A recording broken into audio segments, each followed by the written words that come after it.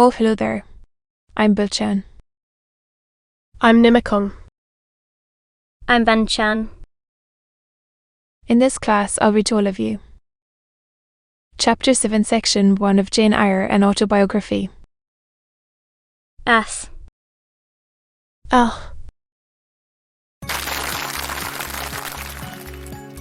Jane Eyre, an Autobiography. Charlotte Brontë. Chapter 7, Section 1. My first quarter Aloud seemed an age. And not the golden age either. That's my lot. Though these were no trifles. During January, February, and part of March, the deep snows, and then, after their melting, the almost impassable roads prevented our stirring beyond the garden walls, except to go to church. Our clothing was insufficient to protect us from this severe cold. We had no boots. The snow got into our shoes and melted there. Our ungloved hands became numbed and covered with chilblains, as were our feet. I remember well the distracting irritation I endured from this cause every evening, when my feet inflamed,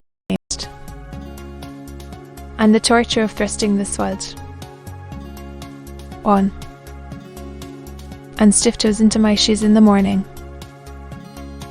Then the scanty supply of food was distressing, with the keen appetites of growing children. We had scarcely sufficient to keep alive a delicate invalid. From this deficiency of nourishment resulted in abuse, which pressed hardly on the younger pupils. Whenever the famished great girls had an opportunity, they would coax or menace the little ones out of their portion, distributed at tea time, and after relinquishing to a third of the contents of my mug of coffee, I swallowed the remainder with an accompaniment of secret tears, forced from me by the exigency of hunger. Sundays were dreary days in that wintry season. We had to walk 2 miles to Brontë Church, where our patron officiated. We set out cold. We arrived at church colder. During the morning service we became almost paralysed. It was too far to return to dinner, and an allowance of cold meat and bread, in the same penurious proportion observed in our ordinary meals, was served round between the services. At the close of the afternoon service we returned by an exposed and hilly road, where the bitter winter wind, blowing over a range of snowy summits to the north, almost flayed the skin from our faces. I can remember Miss Chap walking lightly and rapidly along our dripping lane, her plaid cloak, which the frosty wind flooded, gathered close about her, and encouraging us, by precept and example, to keep up our spirits and march forward, as she said, like stalwart soldiers, that their teachers, poor things, were generally themselves too much dejected to attempt the task of cheering others. But to the little ones at least, this was denied. Each hearth in the schoolroom was immediately surrounded by a double row of great gauze, and behind them the younger children crouched in groups, wrapping their starved arms in their pinafores. A little solace came at tea time, in the shape of a double ration of bread hull, instead of a half, sliced with the delicious addition of a thin scrape of butter. It was the hebdomadal treat to which we all looked forward from Sabbath to Sabbath. I generally contrive to reserve a moiety of this bounteous repast for myself, but the remainder I was invariably obliged to part with. The Sunday evening was spent in repeating, by heart, the Church Catechism, and the 5th, 6th, and 7th chapters of Street, Matthew, and in listening to a long sermon, read by Miss Mallow, whose irrepressible yawns attested her weariness. Some half dozen of little girls, who, overpowered with sleep, would fall down, if not out of the third loft, yet of the fourth form, and be taken up half dead.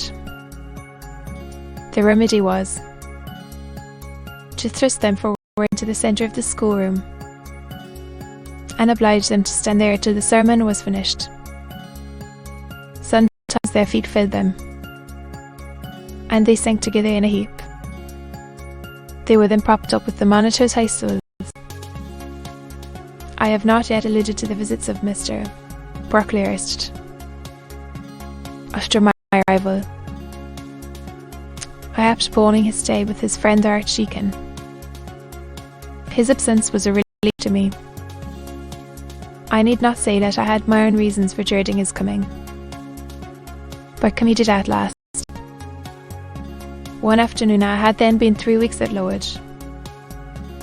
As I was sitting with a slate in my hand, puzzling over some long division, my eyes, raised in abstraction to the window, caught sight of a figure just passing. I recognised almost instinctively that gaunt outline, and when, 2 minutes after, all the school, teachers included, rose en masse, they desecrated, a long stride measured the schoolroom, and presently beside Miss Temple, who herself had risen, of good cheat. I now glanced sideways at this piece of architecture. I was right. It was Mr. Brocklehurst, buttoned up in a surtout, and looking longer, narrower, and more rigid than ever. I had my own reasons for being dismayed at this apparition. Too well I remember the perfidy since given by my read about my disposition, and see the promise pledged by Mr. to the teachers of my vicious nature. My past life and conversation was to bear me as a bad child forever. Now there he was. He stood at Miss Temple's side, low in her ear, below me, and I watched her eye with painful anxiety, see its dark orb turn on me a glance of repugnance and contempt. Listened to the room. I caught most of what he said from immediate apprehension. I suppose Miss Temple will do. The calico miss, and I sorted the needles to match. Thus, Smith, that I forgot to make a memorandum of the darning needles. She shall have some paper sent in next week, and she is not on any account, people, if they have more of them. And oh ma'am, when I was here last, trying on the line. That state of repair, he paused. Your directions shall be attended. 'Tis, said Miss Temple. And ma'am, he continued. To be continued.